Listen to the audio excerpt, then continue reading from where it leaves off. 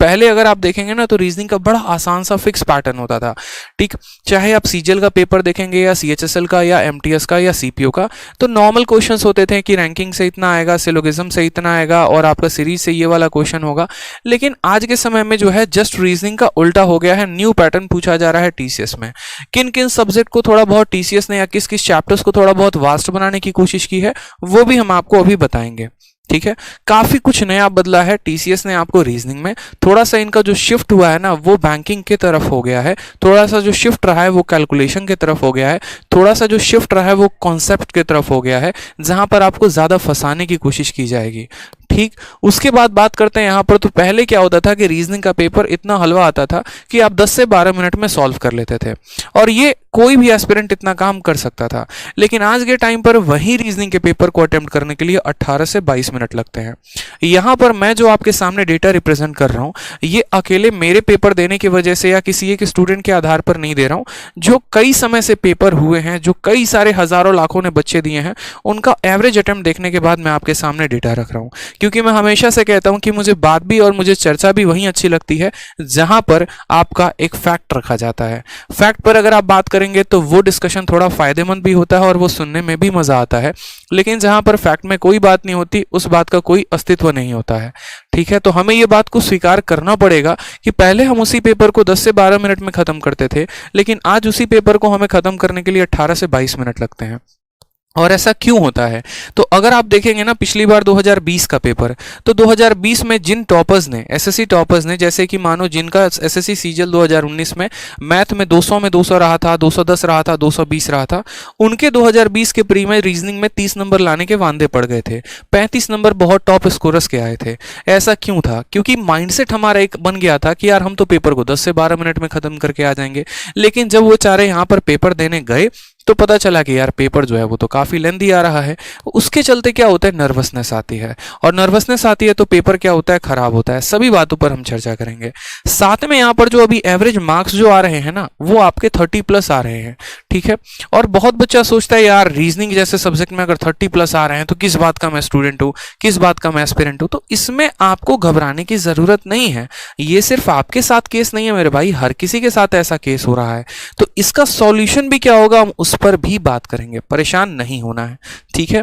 जैसे मानिए अगर हम बात करते हैं रीजन, जो आपने पूछा ना कि सर पहले 10 से 12 मिनट में पेपर खत्म हो जा रहा था, आज के समय में वो 18 से 22 मिनट क्यों ले रहा है? पहले 40 प्लस हमारे स्कोर्स आ जाते थे, आज के समय में 30 प्लस क्यों आ रहे हैं? तो रीजन है यहां पर ये 2 पॉइंट। पहला रीजन है 5 से 7 बढ़िया सवाल। बस टीसीएस का थोड़ा बहुत अगर आप पैटर्न को अच्छे से, अगर आप 10-12 शिफ्ट को भी एनालाइज कर लें प्रत्येक साल को, तो आप देखेंगे कि कुछ ज्यादा नहीं बदलाव है। बस जो बदलाव है ना वो 5 से 7 सवालों का ही हेरफेर हुआ है, और ये 5 से 7 सवाल बहुत बढ़िया कर दिए गए हैं, जिसके चलते क्या होता है, पूरा का पूरा पेपर का जो लेवल है वो थोड़ा ऊपर उठ जाता है, और उसके चलते जो समय लगता है वो अब आपको थोड़ा सा ज्यादा लगना शुरू हो गया है, ठीक है। साथ में यहाँ पर क्या होता है कि जैसे ये 5 से 7 बढ़िया सवाल पूछ दिए जाते हैं, वहीं पर आपका पेपर जो है वो खराब होना शुरू हो जाता है। आप नर्वस होना शुरू हो जाते हैं, नर्वस होना शुरू होते हैं तो वहीं पर आपका समय लगना शुरू हो जाता है, ठीक है। इसीलिए मैंने यहाँ पर एक पॉइंट भी लिखा हुआ है कि प्रिपरेशन चाहे कितना भी अच्छा हो, लेकिन अगर शुरू में फंस गए तो कोप अप भी नहीं हो पाता है पेपर के दौरान। ये पॉइंट बड़ा ध्यान से सुनिएगा, दोबारा से देखिए यहाँ पर मैंने क्या लिखा है कि प्रिपरेशन आप चाहे कितना भी अच्छा क्यों नहीं कर लेते हैं, लेकिन अगर आप शुरू के ही सवालों में फंस जाते हैं, शुरू के सवालों के साथ ही आपका दंगल हो जाता है, तो उसके बाद आपको बाकी के जो सवाल होते हैं पेपर के दौरान में, उनसे साथ कोप अप करना बड़ा मुश्किल हो जाता है। फिर वहां से अपने आप को लिफ्ट करना, वहां से वापसी करना, ये बड़ा मुश्किल हो जाता है। तो ऐसे हालात में हमें क्या करना है? ऐसे हालात में सबसे पहले तो आपको वीडियो लाइक करना है। बहुत कंजूसी कर रहे हैं आप लोग वीडियो को लाइक करने में। इतनी मेहनत करके हम आपके लिए पीपीटी बना के लेके आए, आपका बड़ा भाई आपके लिए इतना मेहनत कर रहा है और आप वीडियो भी लाइक और शेयर नहीं कर रहे हैं, ये बड़ा दिक्कत है, ठीक है। कोप अप विथ होता है, ये मुझे पता है, कोप अप विथ होता है, प्रीपोजिशन विथ आता है यहाँ पे, इतना परेशान मत हो, मुझे पता है, ठीक है। नेक्स्ट बात करते हैं यहाँ पे। नेक्स्ट यहाँ पर कहा गया है, तो देखो यहाँ पर रीजन जो आ रहा है, ये 5 से 7 बढ़िया सवाल जो पूछे जा रहे हैं वो कहाँ से पूछे जा रहे हैं। तो सबसे पहले देखो यहाँ पर जो आपका पेपर कंडक्ट करती है वो टीसीएस है, टाटा कंसल्टेंसी सर्विस, ठीक है। तो बात करते हैं यहाँ पर टीसीएस के फेवरेट के बारे में। तो देखो जैसे कि एनालिसिस के दौरान पाया गया है कि रीजनिंग में जो सबसे ज्यादा फेवरेट आ रहा है क्वेश्चन या जो सबसे ज्यादा घुमावदार जिसमें बच्चे को फंसाया जा सकता है वो ऐसे सवाल हैं, साइन इंटरचेंज।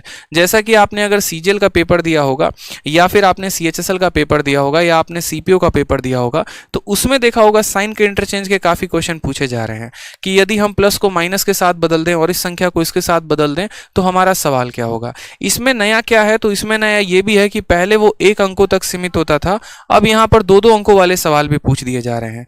पहले यहाँ मल्टीप्लाई डिवाइड तक ही वो सीमित था, लेकिन अब इसमें बॉड मास का अच्छा नियम लगाया जा रहा है। तो देखो भाई, जब आपके सामने ऐसा क्वेश्चन आए ना और पेपर में जब आपके सामने ये क्वेश्चन दिया गया हो तो वहीं पर आप ये बात समझ लीजिएगा। अगर आपको देखने से लग जाए कि बन रहा है तो ठीक है, नहीं तो आप स्किप करके आगे बढ़ जाइएगा। ठीक है, नेक्स्ट बात करते हैं यहाँ पर सीरीज के क्वेश्चन।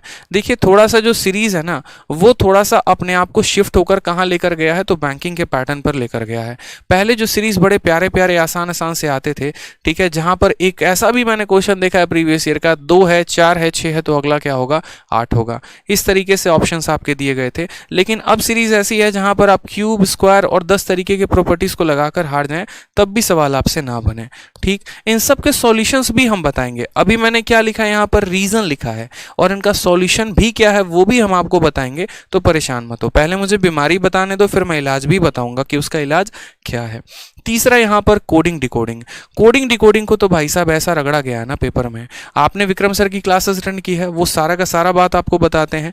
क्या होता है कि पहले कोडिंग डिकोडिंग बड़ा सिंपल पूछा जाता था, अल्फाबेट के जगह पर उनके नंबर के आधार पर कोडिंग की गई होती थी। लेकिन अब जो कोडिंग डिकोडिंग आ रहा है ना उसमें वॉवेल की जो है वो अलग कोडिंग की जाती है, जो है कॉन्सोनेंट की अलग कोडिंग डिकोडिंग की जाती है, और ये बच्चा पकड़ नहीं पाता है।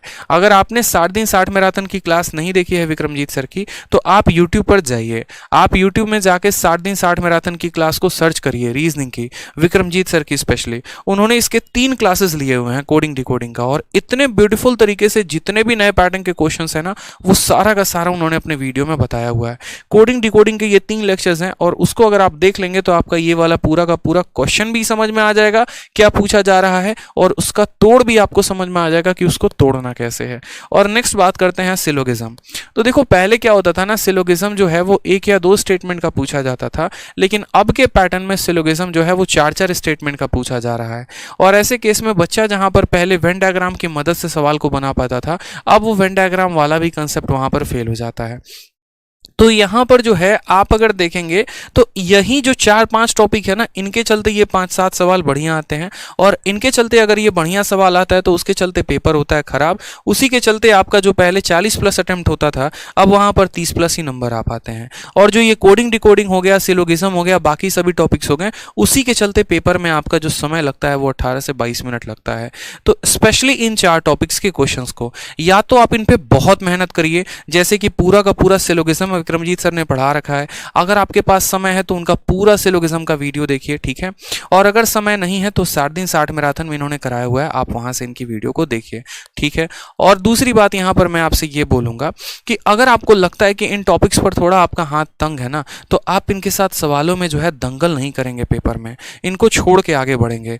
क्योंकि मेरे भाई इस बात को हमेशा ध्यान रखना कि सॉल्यूशन, जैसे मैंने कहा ना, सबसे पहले मैंने क्या कहा कि मैं आपको बीमारी बताऊंगा कि बीमारी क्या है, और उसके बाद मैं आपको बताऊंगा कि इसका इलाज क्या है।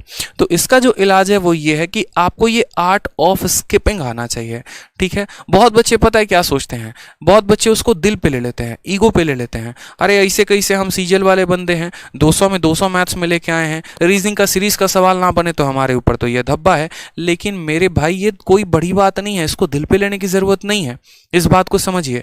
असली राजा या असली योद्धा वो नहीं होता जो हर वक्त जो है कितने भी दुश्मन हो या कितने भी यहाँ पर योद्धा हो तो उसके सामने जाके खड़ा हो जाए, अब बोले ऐसे कैसे, हम तो बहुत बड़े योद्धा हैं, पीठ दिखा के नहीं भागेंगे। बात पीठ दिखाने की नहीं है, बात यहाँ पर यह है कि रणनीति क्या है।